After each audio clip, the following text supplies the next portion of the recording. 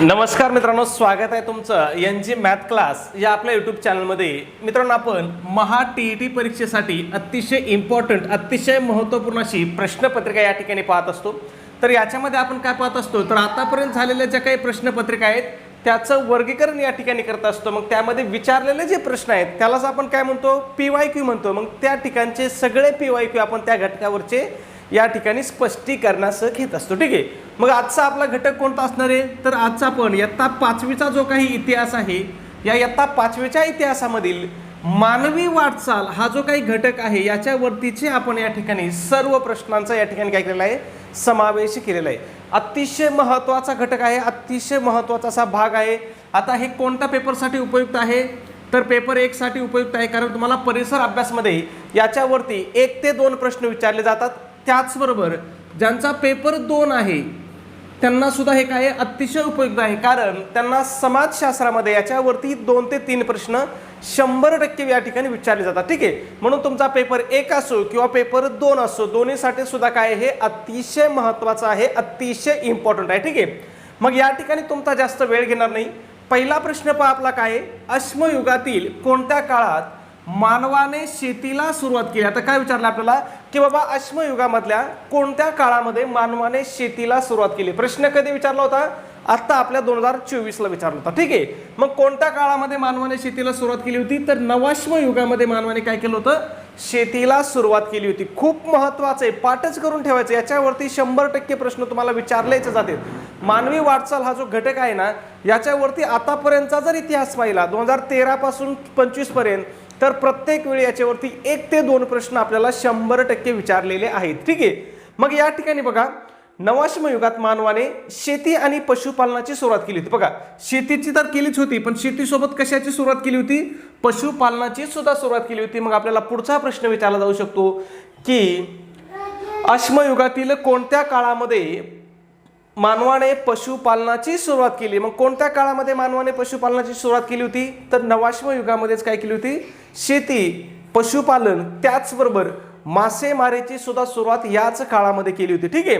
लक्षात ठेवायचं बाबांनो, परीक्षेच्या दृष्टीने हे काय आहे, अतिशय इम्पॉर्टंट आहे, अतिशय महत्त्वपूर्ण आहे. ठीक आहे. जाऊया पुढच्या प्रश्नाकडे. प्रश्न क्रमांक 2 काय विचारलं होतं बघा, होमो हॅबिलियस या शब्दाचा अर्थ काय. काय होमो हॅबिलिस हा जो शब्द आहे, या शब्दाचा अर्थ काय आपल्याला असं विचारलंय. मग या शब्दाचा अर्थ काय होतो, कुशल मानव होतो. काय अर्थ होतो या शब्दाचा अर्थ, कुशल मानव होतो. मग बघा, ज्या मानवाला आपल्या हातांचा कुशलतेने वापर करता येत होता त्याला काय म्हटलं जात होतं, कुशल मानव किंवा होमो हॅबिलियस म्हटलं जात होतं. ठीक आहे. खूप महत्वाचं आहे. तुम्हाला कोणत्या मानवाला काय म्हणलं होतं हे तुम्हाला तोंडपाठ करून ठेवायचं आहे. ठीक आहे. आपण घेणार आहोत तुमचं आजचं प्रकरण पाहिलं का, तुमचा कमीत कमी 1 मार्क तर काय होणार, 100% परफेक्ट होऊन जाणार आहे. ठीक आहे. 25-30 मिनिटाचं आपलं लेक्चर असतं. या 25-30 मिनिटाच्या अभ्यासावरती जर तुमचा 1 मार्क होत असेल तर खूप चांगली गोष्ट आहे. ठीक आहे. मग या ठिकाणी बघा, होमो हॅबिलिसला काय म्हणतात, कुशल मानव म्हणतात.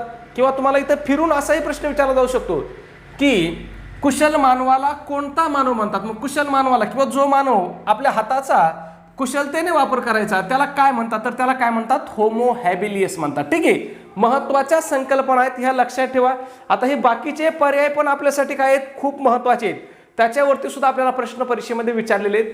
मग ताठकण्याचा जो मानव होता त्याला काय म्हणायचे, तर त्याचं नाव काय होतं, होमो इरेक्टस होतं. किंवा इथं असाही विचारला जातो की होमो इरेक्टस याला काय म्हणतात, किंवा कोणाला होमो इरेक्टस म्हणतात, तर कोणाला म्हणतात, ताठकण्याच्या मानवाला होमो इरेक्टस म्हणतात.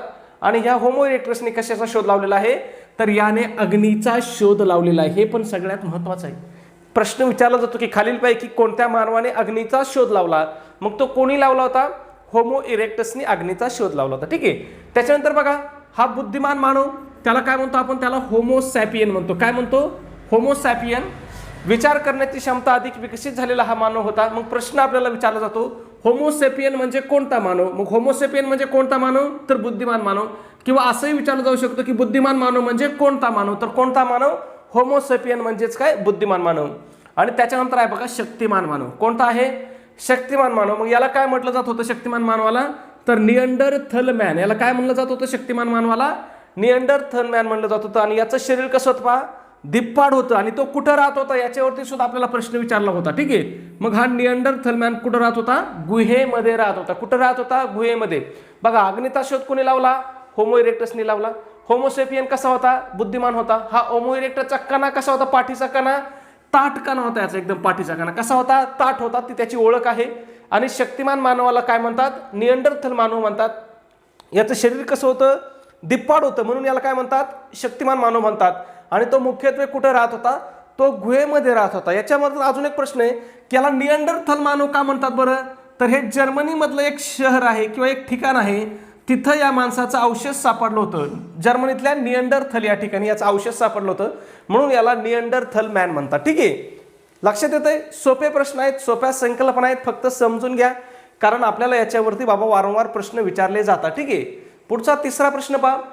बुद्धिमान मानव युरोपमध्ये कोणत्या नावाने ओळखला जातो? आता काय विचारलं आपल्याला? आपण पाहिलं होतं बुद्धिमान मानवाला काय म्हणतात? होमोसेपियन म्हणतात, बरोबर. बुद्धिमान मानवाला काय म्हणतात? आपण मागच्या प्रश्नामध्येच पाहिलं होतं, काय म्हणतात? होमोसेपियन म्हणतात. पण इथं काय विचारलं आपल्याला की बुद्धिमान मानवाला युरोपमध्ये कोणत्या नावाने ओळखले जात होते? मग त्याला युरोपमध्ये कोणत्या नावाने ओळखले जात होते? तर त्याला क्रो-मॅनॉन या नावाने युरोपमध्ये ओळखले जात होते. का बरं या नावाने ओळखले जात होते? तर त्याचा अवशेष कुठं सापडलं होतं? युरोपमध्ये सापडलं होतं. ठीक आहे, आणि कोणत्या ठिकाणी?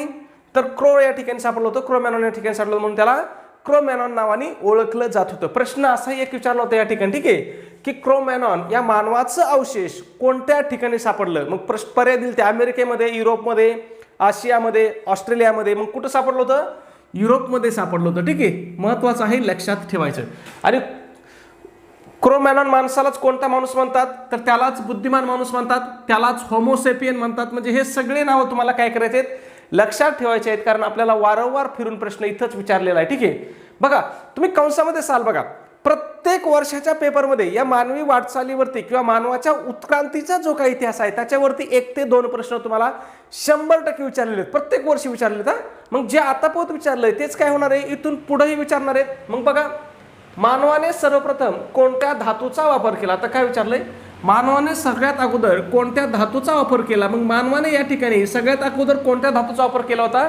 तर तो तांबे या धातूचा वापर केला होता. ठीक आहे, मग हा कोणत्या युगामध्ये केला होता किंवा कधी केला होता? तर बघा, मानवी संस्कृतीच्या उत्क्रांतीमध्ये अश्मयुगाच्या समाप्तीनंतर, म्हणजे अश्मयुगाच्या समाप्तीनंतर धातूचा मानवाने प्रथम शोध लावला आणि वापर सुरू केला. तो धातू कोणता होता? तांबे होता. म्हणून या कालखंडाला काय म्हटलं जातं? ताम्रयुग म्हटलं जातं. मग प्रश्न विचारला जातो की ताम्रयुग हे कोणत्या युगाच्या नंतर आलं होतं? तर हे कोणत्या युगाच्या नंतर आलं होतं? अश्मयुगाच्या नंतर आलं होतं. अश्मयुगाच्या नंतर कोणतं युग आलं होतं? ताम्रयुग आलं होतं. याला ताम्रयुग का म्हणतात? तर मानवाने या ठिकाणी तांब्याचा वापर केला होता. आणि तांबे हा मानवाने वापर केलेला कितवा धातू होता? तर मानवाने वापरलेला हा पहिला धातू होता. महत्वाचा आहे, लक्षात ठेवायचं. ठीक आहे, पुढे जाऊ. 5 नंबर, नवाश्मयुगीन संस्कृतीचे वैशिष्ट्ये खालीलपैकी कोणते? काय विचारलंय? नवाश्मयुगीन संस्कृतीचं वैशिष्ट्य खालीलपैकी कोणते असं विचारलंय. मग बघा, शिकारी जीवन, भटकंती, शेतीची सुरुवात आणि केवळ दगडी हत्यारे. मग या ठिकाणी शेतीची सुरुवात हे काय आहे? नवाश्मयुगीन संस्कृतीचं वैशिष्ट्य आहे. बघा, याच्या अगोदर बी आपल्याला प्रश्न विचारला होता बघा या शेतीवरती. म्हणजे आता आपण मला वाटतं किती 5वाच प्रश्न आहे, तर याच्यामध्ये दुसरा प्रश्न आपल्याला नवाश्मयुगावरती विचारलेला आहे. मग हे जे काही तुम्हाला अश्मयुग असतील, नवाश्मयुग असतील, मध्यमाश्मयुग असतील किंवा ताम्रयुग असतील, हे तुम्हाला तोंडपाठ करायचे आहेत, कारण याच्यावरती आपल्याला भरपूर सारे प्रश्न या ठिकाणी विचारले जात आहेत. ठीक आहे, पुढचा प्रश्न बघा, ताठ कणाचा मानव याने कशाचा शोध लावला? बघा, तुम्हाला दिलंय मी ऑलरेडी स्पष्टीकरण. ताठ कणाच्या मानवाने कशाचा शोध लावला होता? बघा, तुम्हाला कुठं दिलंय स्पष्टीकरण, तुम्हाला दाखवतो मी. म्हणून तुम्हाला सांगतो मी, आपण या ठिकाणी दिलेला, आपण या ठिकाणी सांगितलेला प्रत्येक शब्द काय असतो? महत्त्वाचा असतो. बघा, ताठ कणाचा मानवाने याने कशाचा शोध लावला होता? याने अग्नीचा शोध लावला होता. मग मला काय वेळ लागलाय का असं तुम्हाला खाली एक्स्ट्राची माहिती द्यायला? तर ही माहिती आपल्या कामाची आहे, याच्यावरती आपल्याला प्रश्न विचारले जातात, म्हणून मी तुम्हाला त्या ठिकाणी काय करतोय? स्पष्टीकरण देत आहे. मग ताठ कणाचा जो मानव होता याने कशाचा शोध लावला होता? तर याने अग्नीचा शोध लावला होता. पुढचा प्रश्न आपल्याला विचारू शकतात की ताठ कणाच्या मानवालाच काय म्हणतात? त्याला होमो इरेक्टस म्हणतात. ठीक आहे, पुढे बघूया, पुढच्या प्रश्नाकडे जाऊ. प्रश्न क्रमांक 7, नवाश्म युगातील हत्यारे कशी होती? आता काय विचारलं आपल्याला? नवाश्म युगातील हत्यारं कशी होती? तर ती काय होती? घासून गुळगुळीत केलेली होती. पुढचा प्रश्न विचारला जाऊ शकतो की नवाश्म युगातील हत्यारं कशापासून तयार केलेली होती? मग पर्याय देतील, दगडापासून, तांब्यापासून, झाडाच्या लाकडापासून, प्राण्यांच्या शिंगापासून, असे काहीही पर्याय देतील. मग ही कशापासून तयार केली होती? तर ही दगडापासून तयार केली होती. आणि ती कशी केली होती? घासून त्यांनी टोकदार आणि गुळगुळीत हत्यारे बनवण्यास सुरुवात केली होती. कोणत्या काळामध्ये? नवाश्म युगामध्ये. ठीक आहे, प्रश्न लक्षात ठेवा. गोष्ट आपल्याला सोपी वाटती, पण आपल्याला याच्यावरती प्रश्न विचारलेले आहेत बाबांनो, म्हणून आपल्याला हे काय करायचंय, लक्षात ठेवायचं आहे. पुढचा प्रश्न पाहण्या अगोदर मित्रांनो एक छोटीशी पण अतिशय महत्त्वाची अशी सूचना. मित्रांनो, आपण महा टीईटी परीक्षेसाठी अतिशय इम्पॉर्टंट, अतिशय महत्त्वपूर्ण अशी टेस्ट सिरीज या ठिकाणी सुरू केलेली आहे. आपल्या टेस्ट सिरीजचं वैशिष्ट्य आहे की ही तुमच्या महा टीईटीच्या संपूर्ण अभ्यासक्रमावर आधारित अशी आपली टेस्ट सिरीज असणार आहे. मग या टेस्ट सिरीजमध्ये तुम्हाला काय काय भेटेल, तर 10 टेस्ट पेपर भेटतील. त्याचबरोबर सगळ्यात महत्त्वाचं, तुम्हाला आतापर्यंत झालेल्या टीईटीच्या सर्व प्रश्नपत्रिका भेटतील. त्याच्यानंतर बरेच जण विचारतात की सर सर्व प्रश्नपत्रिकाच भेटतील, मग त्याची उत्तरं? तर तुम्हाला प्रश्नपत्रिकेसोबतच त्याचे उत्तरं सुद्धा दिले जातील, म्हणजे त्याची उत्तर सूची सुद्धा त्या ठिकाणी तुम्हाला काय केली जाईल, प्रोव्हाइड केली जाईल, दिली जाईल. ठीक आहे. त्याच्यानंतर बरेच जण विचारतात की सर आतापर्यंत झालेल्या म्हणजे नेमकं कधीपासून झालेल्या प्रश्नपत्रिका देणार, तर 2013 पासून आतापर्यंत जेवढ्या काही झाल्यात ह्या सगळ्या प्रश्नपत्रिका तुम्हाला दिल्या जातील. कशा दिल्या जातील? उत्तर सूचीसहित. त्याच्यानंतर काही जण विचारतात की सर पेपर 1च्या प्रश्नपत्रिका देणार की पेपर 2च्या देणार. मग तुम्हाला या ठिकाणी पेपर 1च्या सुद्धा पेपर 1च्या सुद्धा आणि पेपर 2च्या सुद्धा म्हणजे दोन्ही पेपरच्या आतापर्यंत झालेल्या सगळ्या प्रश्नपत्रिका उत्तर सूचीसहित दिल्या जातील. ठीक आहे.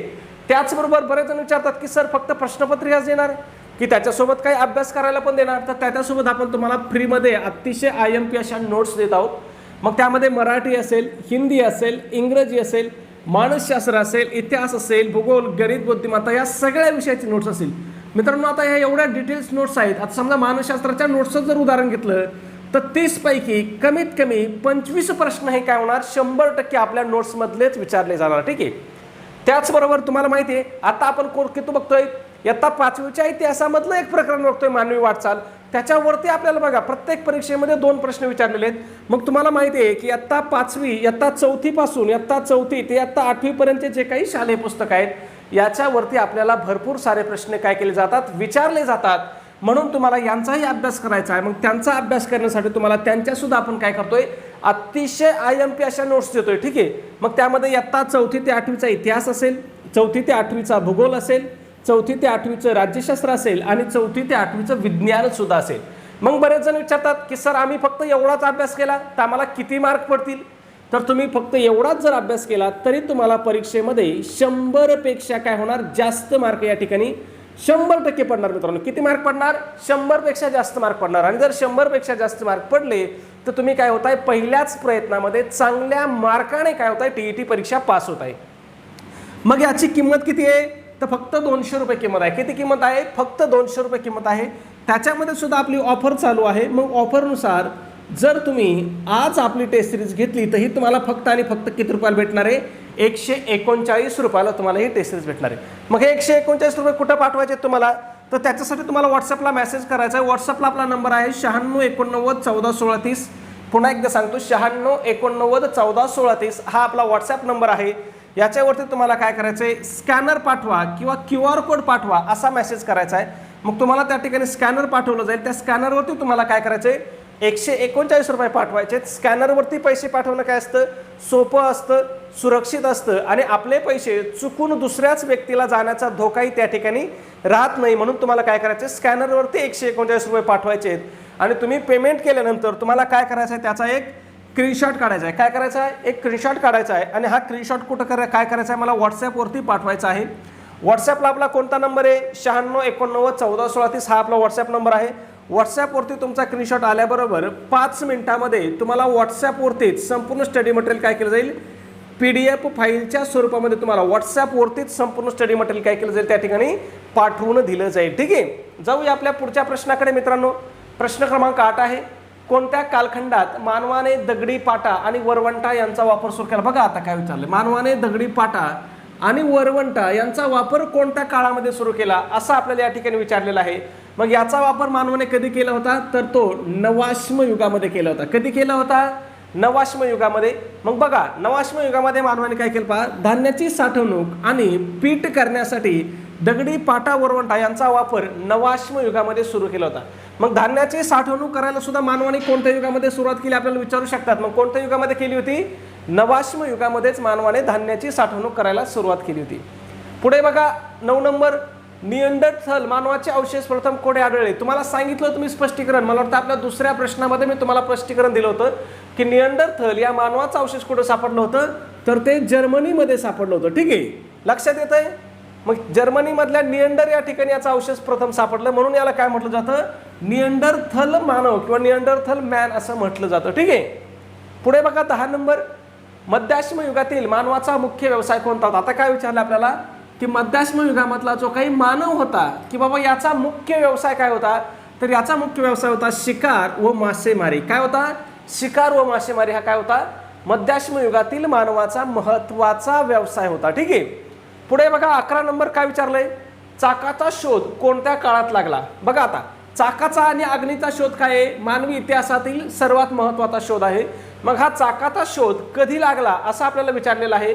मग चाकाचा शोध कोणत्या काळामध्ये लागला होता, तर हा नवाश्म युगामध्ये लागला होता. ठीक आहे, खूप महत्वाचं आहे, लक्षातच ठेवायचं. कशामध्ये लागला होता, नवाश्म युगामध्ये. आणि चाकाच्या शोधामुळे काय झालं होतं, मानवी जीवनाचा वेग वाढला होता. ठीक आहे. मग प्रश्न विचारला जातो, खालीलपैकी कशाच्या शोधामुळे मानवी जीवनाचा वेग वाढला, तर कशाच्या शोधामुळे मानवी जीवनाचा वेग वाढला होता, चाकाच्या शोधामुळे. तो कधी लागला, नवाश्म युगामध्ये लागला. ठीक आहे. आणि या चाकाचा शोध लागल्यामुळे अजून एक महत्वाची गोष्ट झाली, ती म्हणजे मातीची भांडी बनवणं काय झालं, सोपं झालं. ठीक आहे. म्हणजे चाकाचा सुरुवातीला वापर कशासाठी केला होता, तर मातीची भांडी बनवण्यासाठी केला होता. ठीक आहे. पुढे बघा प्रश्न क्रमांक 12, मानवाच्या उत्क्रांतीची प्रक्रिया कशी होती. आता काय विचारलंय बाबा की ही जी काही मानवाची उत्क्रांती झाली, या उत्क्रांतीची जी प्रक्रिया होती ही कशी होती.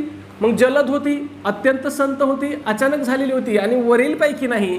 मग ही कशी होती मित्रांनो, अत्यंत संत गतीने काय झालेली, मानवाची उत्क्रांती झालेली आहे. मग बघा मानवाचा प्रवास कुठून सुरू झाला होता, वानरापासून मानवापर्यंतचा प्रवास हा काय लाखो वर्षाच्या अत्यंत संत बदलातून झालेला आहे. हा काय हजारो वर्षामध्ये झालेला नाही, तर हा लाखो वर्षाचा प्रवास आहे. म्हणून ही काय अत्यंत संत अशी प्रक्रिया आहे. ठीक आहे. पुढे जाऊया 13 नंबर, होमोसेपियन म्हणजे काय. बघा काय विचारलं आता, होमोसेपियन म्हणजे काय. मग होमोसेपियन म्हणजे काय, प्रगत बुद्धीचा मानव. काय, प्रगत बुद्धीचा मानव. मग आजचा जो मानव आहे म्हणजे आपण जे आहोत, आपल्याला काय म्हटलं जातं, आपल्याला होमोसेपियन म्हणलं जातं. काय म्हणलं जातं, होमोसेपियन. मग ही आजच्या मानवाची वैज्ञानिक संज्ञा असून याचा अर्थ काय होतो, अतिशय प्रगत बुद्धीचा मानव. मग प्रश्न विचारू शकतात की होमोसेपियनचा अर्थ काय होतो, इथं तेच विचारलं आपल्याला, प्रगत बुद्धीचा मानव. ठीक आहे, लक्षात राहू द्या. मग ही काय आहे, आजच्या मानवाची वैज्ञानिक संज्ञा आहे. ठीक आहे. पुढे बघा प्रश्न क्रमांक 14, कुत्र्याला मानवाने कोणत्या काळात पाळीव प्राणी बनवले. आता काय विचारलंय, कुत्रा हा आपला मानवाचा काय सगळ्यात आवडता पाळीव प्राणी आहे, पण मग तो कोणत्या काळामध्ये आपण सुरुवात केली त्याला पाळीव प्राणी म्हणून पाळायला, तर ती मध्याश्म युगामध्ये आपण सुरुवात केली होती. ठीक आहे. कशासाठी बघा, तर सुरुवातीला शिकार करण्यासाठी मदत म्हणून मानवाने सर्वात आधी काय केलं, कुत्र्याला पाळण्यास सुरुवात केली होती. मग प्रश्न आपल्याला असा सुद्धा विचारला जाऊ शकतो की शिकार करण्यासाठी मदत म्हणून मानवाने सगळ्यात आधी कोणत्या प्राण्याला पाळलं. मग कोणाला पाळलं होतं सगळ्यात आधी, तर कुत्र्याला पाळायला सुरुवात केली होती. कोणत्या मानवाने किंवा कोणत्या काळामध्ये, तर ती मध्याश्म युगाच्या काळामध्ये काय केली होती, या ठिकाणी कुत्रा पाळायला मानवाने सुरुवात केली होती. कशासाठी, शिकार करण्यासाठी. म्हणजे हे छोटे छोटे शब्द आहेत, पण तुम्हाला हे लक्षात ठेवायचे आहेत.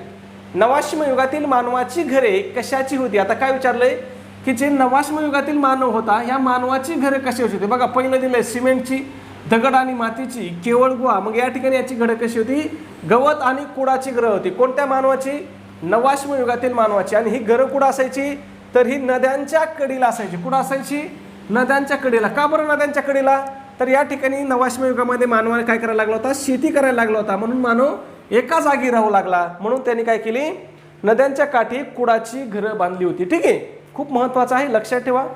पुढचा प्रश्न बघा 16 नंबर, मानवाने अग्नीचा शोध लावला त्या काळाला काय म्हणतात. आता काय विचारलं आपल्याला की मानवाने अग्नीचा शोध ज्या काळामध्ये लावला त्याला काय म्हणतात. मग त्याला म्हणतात पुराश्म युग. काय म्हणतात, पुराश्म युग म्हणतात.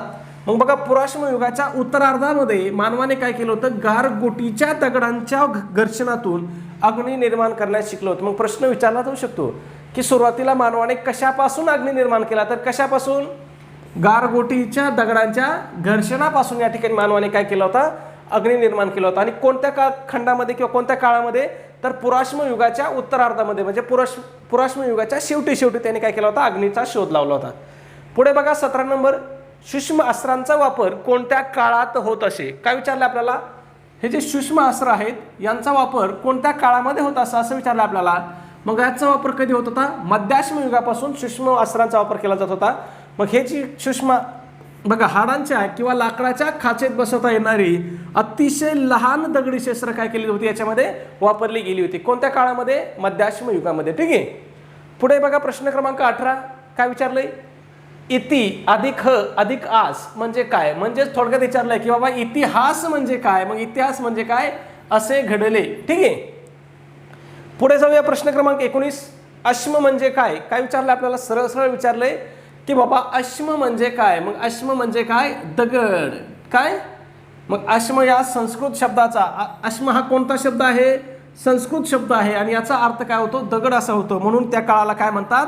अश्मयुग म्हणतात. कारण त्या काळामध्ये मानव हत्यारं कशाची बनवत होता? दगडाची बनवत होता. ठीक आहे. पुढे जाण्या अगोदर मित्रांनो एक छोटीशी पण अतिशय महत्त्वाची सूचना. मित्रांनो आपण महा TET 2026 साठी अतिशय इम्पॉर्टंट अतिशय महत्त्वपूर्ण असा रेकॉर्डेड कोर्स या ठिकाणी आपण सुरू केलेला आहे.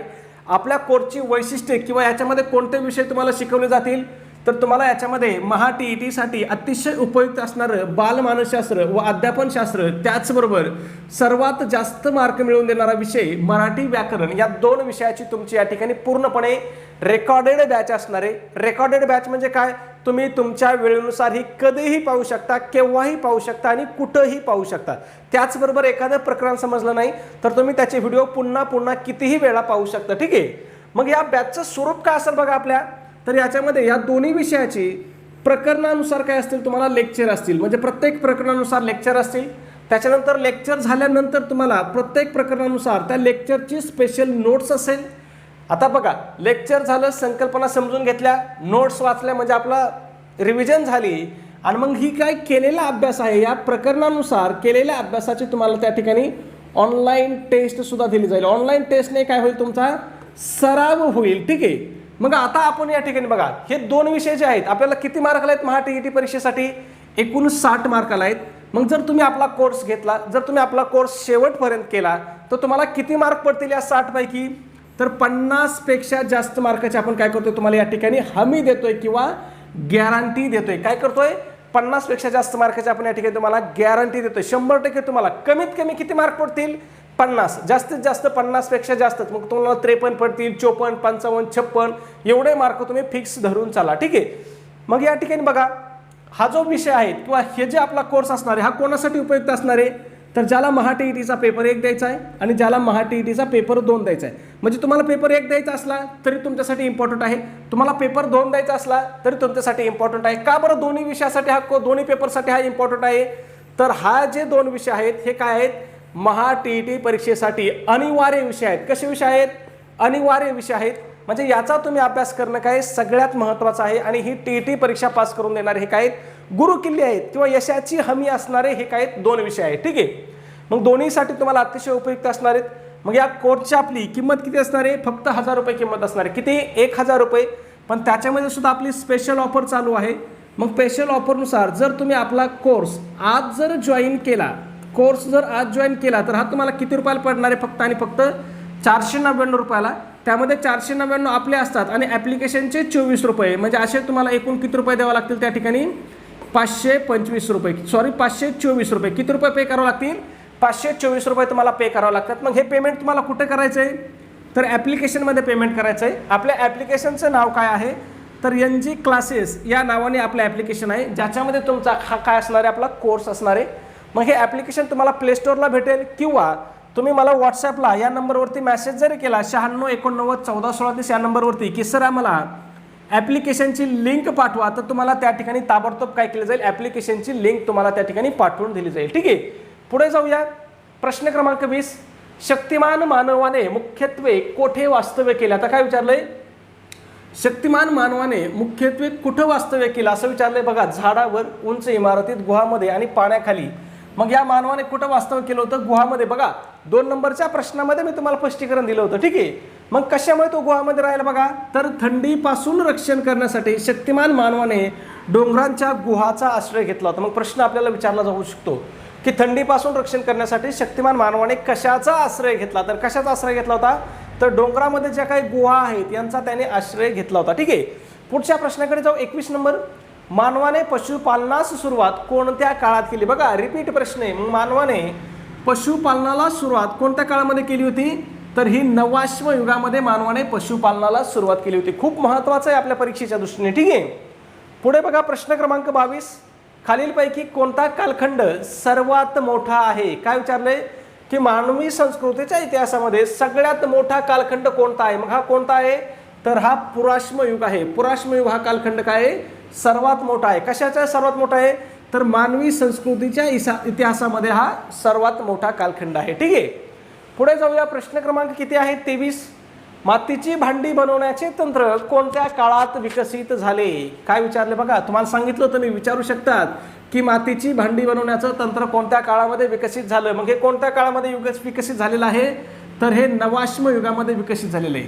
का बरं? तर नवाश्म युगामध्ये काय झालं होतं? चाकाचा शोध लागला होता. बघा काय, चाकाच्या शोधामुळे आणि शेतीतील धान्यांच्या साठवणुकीसाठी नवाश्म युगात मातीची भांडी बनवणे सुरू केलं. मग प्रश्न विचारू शकतात की नवाश्म युगामध्ये मातीची भांडी कशासाठी बनवली होती? तर कशासाठी? शेतीतील धान्यांच्या साठवणुकीसाठी. आणि ही भांडी बनवण्यासाठी गती कशामुळे तयार झाली होती किंवा चालना प्रेरणा कशामुळे मिळाली होती? तर ती चाकाच्या शोधामुळे मिळाली होती. ठीक आहे, पुढे जाऊया. 24 नंबर, भीमबेटका येथील गुहाचित्र कोणत्या राज्यातील आहेत? बघा आता भीमबेटका इथं काय आहेत? गुहाचित्र आहेत. मग ही कोणत्या राज्यामध्ये आहे असं विचारलंय भीमबेटका. मग भीमबेटका सध्या कोणत्या राज्यामध्ये आहे? तर हे मध्य प्रदेश राज्यामध्ये आहे. आणि हे भीमबेटका कशासाठी प्रसिद्ध आहे? बघा, तर हे अश्मयुगीन गुहाचित्रांसाठी प्रसिद्ध आहे. वारंवार आपल्याला प्रश्न विचारला जातो की भीमबेटका कशासाठी प्रसिद्ध आहे? तर हे काय आहे? अश्मयुगीन गुहाचित्रांसाठी प्रसिद्ध आहे. पुढचं विचारलं जातं की भीमबेटका कोणत्या राज्यामध्ये आहे? तर हे मध्य प्रदेश राज्यामध्ये आहे. ठीक आहे, पुढचा प्रश्न 25 नंबर, डार्विनने कोणता सिद्धांत मांडला? मग तुम्हाला माहिती आहे चार्ल्स डार्विनने कोणता सिद्धांत मांडला होता? तर त्याने उत्क्रांतीवादाचा सिद्धांत मांडलेला आहे. बघा मग लक्षात ठेवायचं, चार्ल्स डार्विनने सजीवांची उत्क्रांती कशी झाली यावर काय केलेलं आहे? उत्क्रांतीवादाचा जगप्रसिद्ध सिद्धांत मांडलेला आहे. ठीक आहे, महत्त्वाचा प्रश्न आहे. भरपूर वेळेस परीक्षेमध्ये रिपीट होणारा, वारंवार रिपीट होणारा काय हा प्रश्न आहे. ठीक आहे, पुढचा आणि आपला शेवटचा प्रश्न आहे प्रश्न क्रमांक 26. काय विचारलंय? अश्म म्हणजे काय? काय विचारलंय बाबा? अश्म म्हणजे काय? मग तुम्हाला सांगितलंय मी, अश्म हा संस्कृत शब्द आहे. मग त्याचा अर्थ काय होतो हे तुम्हाला कमेंटमध्ये सांगायचं आहे. चॅनलला सबस्क्राईब केलं नसेल सबस्क्राईब करून घ्या. व्हिडिओ आवडला असेल तर एक लाईक करा आणि आपला व्हिडिओ तुमच्या मित्रपरिवारांना किंवा तुमच्याकडे असणाऱ्या शैक्षणिक ग्रुपला नक्की शेअर करत चला. धन्यवाद मित्रांनो, भेटूया आपल्या उद्याच्या पुढच्या नवीन व्हिडिओमध्ये. तोपर्यंत सर्वांना जय हिंद, जय महाराष्ट्र.